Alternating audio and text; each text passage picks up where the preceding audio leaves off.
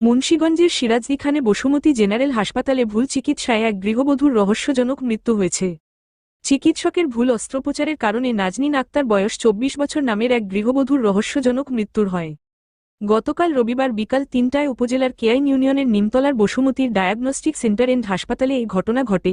এই ঘটনা নিহতর স্বজনরা আজ সোমবার সকাল ১০টার দিকে ওই হাসপাতাল এন্ড ডায়াগনস্টিক সেন্টারে ভাঙচুরের চেষ্টা চালালে থানা পুলিশ গিয়ে পরিস্থিতি নিয়ন্ত্রণ আনে।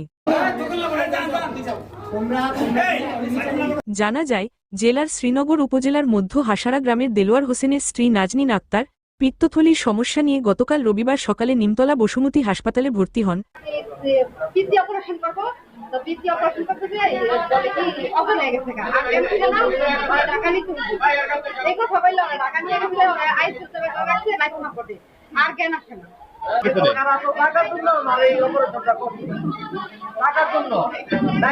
আমি বললাম আমার লোক পাথর খেলা আমার বের করে দিচ্ছে, খেলা আমার এই অপারেশনটা কেন আমার তো এই জিনিসটা দেখে আমার সন্দেহ হলো মিথ্যা অপারেশন করে আমি ওই ডাক্তারের বাকি।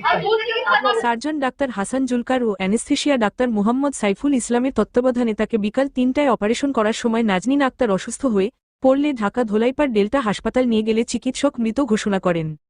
এই ঘটনায় আজ সোমবার নিহতের স্বজন ও উত্তেজিত জনতা হাসপাতালের পরিচালক মোহাম্মদ ফজলুর রহমানকে অবরুদ্ধ করে রাখে এবং হাসপাতাল ভাঙচুরের চেষ্টা চালায়। পরে নিহতের স্বজনদের সাথে হাসপাতালের কর্তৃপক্ষের সমঝোতার ভিত্তিতে স্বজন ও উত্তেজিত জনতা চলে যায়। এ বিষয়টি বসুমতী হাসপাতালের পরিচালক ফজলুর রহমান বলেন, চেষ্টা করছি সেই আমি নিজে ঢাকায় নিয়ে গেছি আবার সকালে আমি রাত্রে জানতে পারলাম অ্যাক্সিডেন্ট করছি ডেল্টা হাসপাতাল। ওইখানে যাবতীয় সবকিছু খরচ দিয়ে আমি লাশ কিনে আসছি। হ্যাঁ, লাশ নিয়ে এসে তারপর তারা এখানে আসছে, কিছু লোক প্রশাসন আসছে, ওইসব আসতে আমার এখানে তাদের কথা বলছি।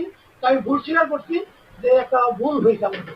উপজেলা স্বাস্থ্য কর্মকর্তা জামশেদ ফরিদি জানান, এই বিষয়ে আমরা খবর পেয়েছি। বিষয়টি নিয়ে ৩ সদস্য বিশিষ্ট একটি তদন্ত কমিটি গঠন করা হবে। তদন্ত কমিটির রিপোর্ট আসার পরে সিদ্ধান্ত নেওয়া হবে এবং ৩ কর্মদিবসের ভিতরেই তদন্ত কমিটির রিপোর্ট প্রদান করা হবে।